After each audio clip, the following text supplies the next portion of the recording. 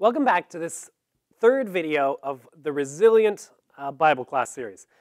Now, up to this point, I've been talking about how we as adults can live and thrive in a world whose worldview is fundamentally opposed to ours. And we've been exploring the book of Titus to do that. Today, I get to finally answer the question of why is the children's pastor talking about all this stuff? By bringing it home to talk about kids. So I actually got the name Resilient from this book. And this is a book written by Awana Leadership. The subtitle is Child Discipleship and the Fearless Future of the Church. It's based around this whole idea of how can we prepare kids today to be the church of 2050, of 2050. And let me tell you, I went to Dairy Queen the other day, and they had one of those big bins where you drop the coin in and it spins around all the way to the bottom. And that kind of made me think about where we're at as a country today. Because I think it hasn't happened instantly. But, you know, years ago, I feel like a Christian worldview was predominant. And we were kind of, you know, sometimes people wouldn't believe it. And as the years passed, less and less people believed it. But just like the coin that goes down that and it spins faster as it gets to the bottom, I think that's kind of what's happening in our culture today. It's been kind of a slow progression up to this point, but now the closer we get to post-Christianity being the norm, the faster we're getting there. So it's a little bit scary, but 30 years from now, things are going to be tougher for our kids to be Christians than they are for us today. So how can we prepare for a church in a world that is thoroughly post-Christian? We do that by preparing the church leaders of that church, our kids. And if you don't have kids of your own, don't tune out, because I think this is an important understanding for everybody in the church to have, what I'm going to be talking about in this video. So this book, Resilient, it was written by Awana Leadership, and it's based on years' worth of research that they've been doing. They kind of partnered with the Barna Group to do a lot of studies, research, interviews over a several-year period to figure out what sort of things, what are the primary factors that help kids to stick with their Christian faith into their adult lives. And they came at this, first they approached the problem. What is happening in the church today? And what they found is that overall, in America, kids who attended church as a child, 59 to 64% of them dropped out later in life. They stopped coming, they didn't come back to church. And that's a scary thing. That's over half of the kids who were coming to church dropped off later in life. But an encouraging thing was that of those people who leave the church when they get to college, nearly 2/3 of them return later in life. And I think a lot of this is that, you know, they had a Christian worldview built into them as kids, and even though they kind of stopped following it themselves, they still had enough value and enough respect of that when they have kids of their own later in life, they want them to go to church. I think we see that quite a bit. And they also found that of Christians between the ages of 18 and 29, 10% are what they considered resilient disciples, which means that they have a vibrant and robust faith that's being actively lived out. There's a bigger number, you know, which means that 90% of the Christians 90% of the Christians in that age group they were studying were Christians. They were believers. They'd been born again, but they were not actively living out their faith. They were Christians who were not living out their faith. They were stagnant Christians. Only 10% were actively living out their faith. And those are the kind of people that we want to be the church leaders of the future, that can have an impact on the world around them.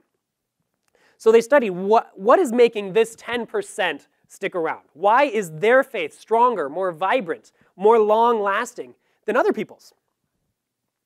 And that's what this whole book is about. That's what it's about. And right now, there's a battle going on for kids' hearts. Let me read this quote to you from some missionaries in Africa, Awana missionaries in Africa. It says, do you know what the Muslims are doing in Africa? They're building mosques and schools with oil money from the Middle East. Any child can get a free education. He or she just has to attend the mosque, and then they can attend school gratis. They are going after the same children we are ministering to. What poor parent, even Christian, can walk away from the offer of free education for their children? That is how they are recruiting for the future. They are starting very young with small children. So right now, there's already a battle going on for children's hearts and minds. whether it's different religions or a secular worldview, kids are being pulled in different directions. And it's really tough it can be very tough to instill a lasting Christian faith in them. In parts of the world, this is open conflict. In America, our battle is a little bit more subtle most of the time. I think we see a battle of where kids and families are investing their time and energy. You know, our battle isn't against Muslims building free schools. Our battle is against sports. It's against robotics, all sorts of activities that are competing for kids' devotion. When I was growing up, and this has changed already in my lifetime, when I was growing up, there was basically nothing else that ever happened on Sunday mornings for activities. Maybe that's just because I'm from central Nebraska too. There's not as much happening out there, but there was nothing else going on Sunday mornings, and there was basically nothing going on Wednesday nights except church. And I think in the years since I was a kid growing up, I've seen that change personally. I've seen more activities that are competing for those time spots, that are competing for investment from energy. Now, I'm not trying to make anyone feel bad here. It's not like if you miss church to do an event that is inherently sinful or anything. That's not what I'm saying. What I'm saying is that there are a lot of things that are competing for our time and energy, and if we're not intentional about helping kids to invest in their faith, those kids are going to fall away. There's room to do all the activities and still invest in your faith, but we just have to be very intentional about making it happen. And so, how can we do that? How can we make the best use of the time that we do have ministering to kids? The Awana authors of the Resilient book came to 3 answers. They came to 3 words, 3 B's: belong, believe, and become. They found that these 3 things were the biggest factors in building resilient faith in children.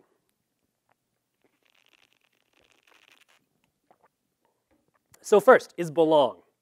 This was what they found to be the #1 determiner of whether someone would stick with their faith, was if they belonged as part of a church, as part of a local church. And that means that it's a highly relational ministry, focusing on interacting with the kids, building a positive relationship with them, led by loving and caring adults. It's interesting, we don't always think about that, but more than anything else, they found that an adult other than a parent was the biggest determination of whether someone was going to stick with them. Did an adult other than their own parent invest in them? Did an adult other than their own parent care about them? There are a lot of stories that I've heard of like kids who grew up in a sticky home situation, whether their parents were going through a divorce, fighting all the time, whether they moved around a bunch, didn't have any friends, whatever. There's all sorts of sticky home situations that kids can come from. But then when you hear their testimony later in life, you often hear the same phrase, but there was a church. Because kids in sticky home situations can come to church, and if they feel loved and cared about by even just one single adult here, that has a significant impact on them. One single adult that cares about them is enough to change the life of a child. So is there a biblical basis for this idea? I think there absolutely is. Because we can look at the life of Jesus and see that the way he did ministry and the way he reached out to people was very, very relational. He met people where they were, he called out to them where they were, and he invited them to come alongside of him. He invested in others. When Zacchaeus was looking out for Jesus, Jesus didn't say, hey, let's you stick up in the tree and I'll talk to you from here. No, Jesus said, hey, I'm going to your house right now. Meet me there. He invited himself over. He intruded on his home life. He invested in Zacchaeus. Jesus was highly relational as he did ministry. In the calling of the disciples, he met them where they were. He was just a very relational person. So I think there absolutely is a biblical basis for that idea, that we have to help people belong. When Jesus, and one of the favorite passages that children's ministers like to use is when Jesus let the children come see him. And I think one of the things he's doing there is he is helping them feel a sense of belonging. In a culture that didn't value children, Jesus said, hey, it's okay. I value you just as much as everyone else. Jesus showed them love. He gave them belonging. And so Awana did a lot of research on this, and let me read some of these. Let me read some of these things. Some of these quotes. These are from various research projects, not all Awana, some secular even. But this is what they found. Developmental research shows that having one or more caring adults in a child's life increases the likelihood that they will flourish and become productive adults themselves. Children and adolescents who have a formal or informal mentor-like relationship with someone outside their home are less likely to have external behavior problems, like bullying, and internalizing problems like depression. Another study said, by far, the #1 way that churches made the teens in our survey feel welcomed and valued was when adults in the congregation showed an interest in them. And another study said, the closest our research has come to that definitive silver bullet is this sticky finding. For high school and college students, there is a relationship between attendance at church-wide worship services and sticky faith. So for people to be a part of a church long-term, people have to feel a sense of belonging in that church from the get-go. They need people saying, hi, how are you doing? They need people investing in them. And they need that loving adult relationship. Every kid needs that. So let's go on to the second thing that this resilient book talks about, and that is the idea of believe. And that's kind of a broad word, but what they mean by that is that for a child to have resilient faith as they become an adult, they need a deeply scriptural ministry rooted in the truth of God's word and the power of the gospel. A deeply scriptural ministry rooted in the truth of God's word and the power of the gospel. How can someone know what to believe if we don't teach them? We have a responsibility to teach kids, to teach young adults what the Bible says. And understanding the gospel is a clear emphasis throughout Scripture. As I just talked about in Titus in my other videos, that was Paul's whole point. It's all based on the gospel. And that's exactly what this is saying. So there's a biblical basis for this idea. But let's look at one passage here in Matthew 16. Didn't mark it in my Bible, so it might take me a second to find it. All right. In Matthew 16, this is Jesus talking with the disciples. And he says, who do people say that the Son of Man is? And they said, some say John the Baptist, others say Elijah, and others Jeremiah or one of the prophets. He said to them, but who do you say that I am? Simon Peter replied, you are the Christ, the Son of the living God. So Jesus understood, or Jesus is emphasizing here, of course Jesus understood it, he knew everything, but Jesus is emphasizing here that what you personally believe and what you personally understand to be true is crucial. For the disciples, he was saying, all right, so these people are saying this, but what about you? What do you believe? And it's the same for kids. What do they believe? What do they know? We have a responsibility as we're older or more educated, as we have more experience with the Bible, we have a responsibility to pass that on to those who don't know as much as we do. And we have a responsibility to teach kids biblical truth. Sound biblical teaching. That's what this whole idea of believe is. Biblical teaching that is rooted in the gospel of God's grace. So that kids can become adults with a personal understanding of who Jesus is and what he's done for them. So some of the research that they found on this was interesting. More and more churches today are taking what kind of a Bible light approach to children's ministry. They focus on things like morality or virtues-based teaching. And what this is doing is creating biblically illiterate kids who are not capable of fostering their own spiritual development. So when those kids have a chance to leave the church, they're going to, because the church has never given them what they needed. Now, every profession, whether it's an electrician, a doctor, whatever, whether you're working at McDonald's, every job, every profession has some degree of study or training that you do in order to be successful in that job. Now, if we want to prepare kids to be future leaders of the church, we have to be intentional about training them and helping them study to become those leaders. We have to set them up for success by giving them sound biblical teaching with a foundation in the gospel of God's grace. So I want to read just a couple quotes from, again, different research studies here that say this. Lifeway Research wanted to know the best predictors of spiritual health among young adults, and the #1 finding was that the child regularly read the Bible while growing up. 29% of the young adults regularly read the Bible while growing up, according to their parents. On average, that group has a 12.5% higher spiritual health than otherwise comparable individuals who didn't. So the research indicates that spending time in the Bible has a transformative impact on people. Rooting themselves in the gospel has an objectively transformative impact on people. And so as a church, we are responsible to help kids do that. And finally, the third thing that the Resilient book emphasizes is the idea of become. And what this is a truly experiential ministry designed to move kids from simulation to real-world experience, real-world application of faith-based living.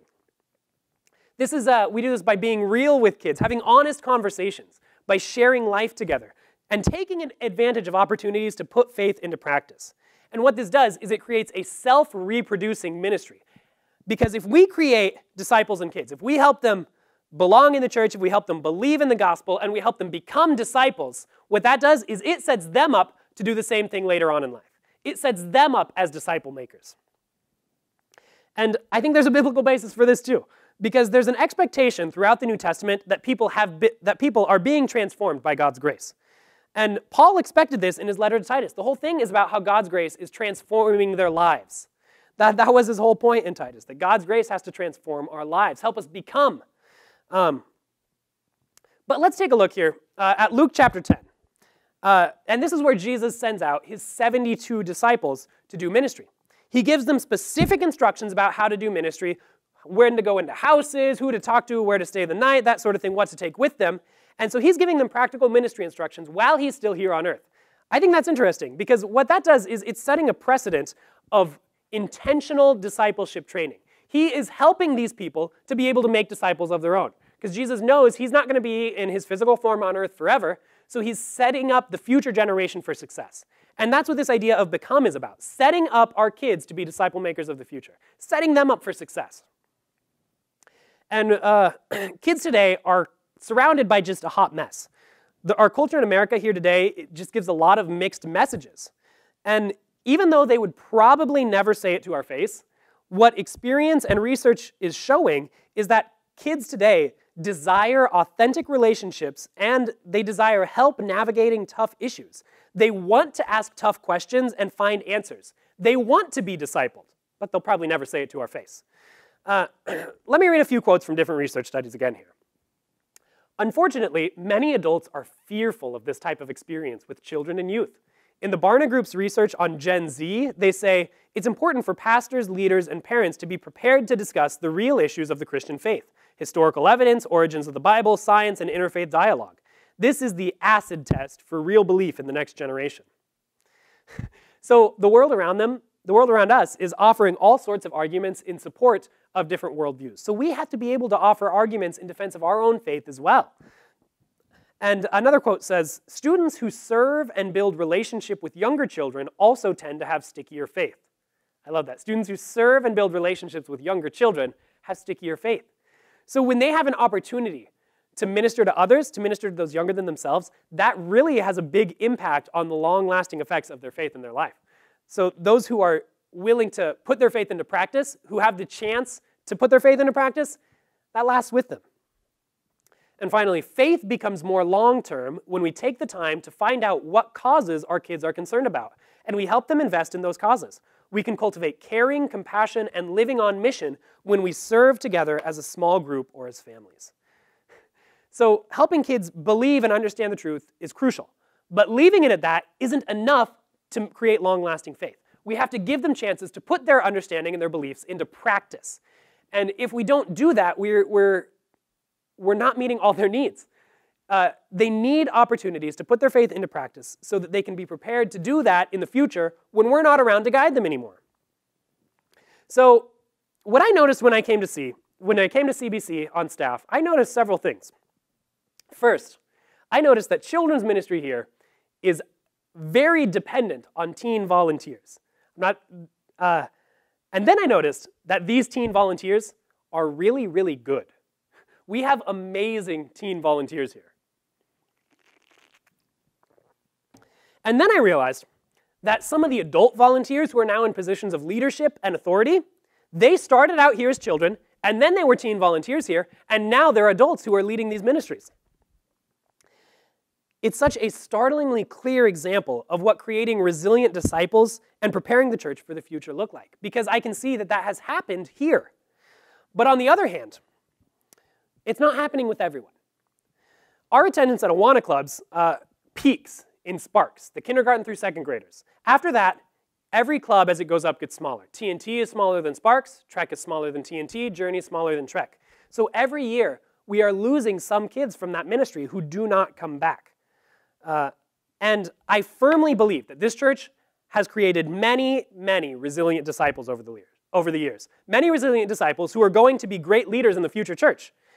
But many others have also slipped away.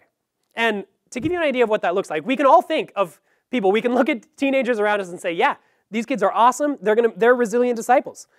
But to kind of give you an understanding of where I'm coming from with this, on my best estimate, CBC in the last year has directly ministered to around 500 unique kids. This is everything from birth through high school, all right? We've ministered to around 500 kids. And I bet you cannot think of 500 resilient disciples that have been produced from this church in the last year. So CBC is having an impact on the area around us. And I'm incredibly proud of all my volunteers. They're doing an amazing job. And they have their work cut out for them because that's a big group of kids. In some instances, we're able to have a volunteer ratio of like 1 to 3, 1 adult for every 3 kids. And in that kind of setting, that really allows good discipleship. It really does. That can help us to invest in kids' lives, give them a sense of belonging, to have real discipleship with them, honest conversations, to help them become, to really make sure they understand the message, to help them believe. That can happen in that kind of setting. And it is happening. But in other situations, in other areas of ministry, we have a ratio more of like 1 volunteer to 15 kids. And no matter how skilled and passionate a volunteer is, and our volunteers are skilled and passionate, I don't want to discredit that, they really are. But in that sort of situation, it is very difficult to help that many kids feel a sense of belonging and to help that many kids really step into their faith and become. So, is my whole point of this talk, is my whole point of this video series to recruit volunteers for children's and youth ministry? No, that's not my point. My point is that the future church in America is going to have a more difficult time than we're having now. And we have to be really intentional about preparing them for it. Now, that might mean you volunteer. It might mean you volunteer in Good News Club or Lifeline on Sunday nights, or maybe you help in the nursery. It could mean that. But it doesn't have to.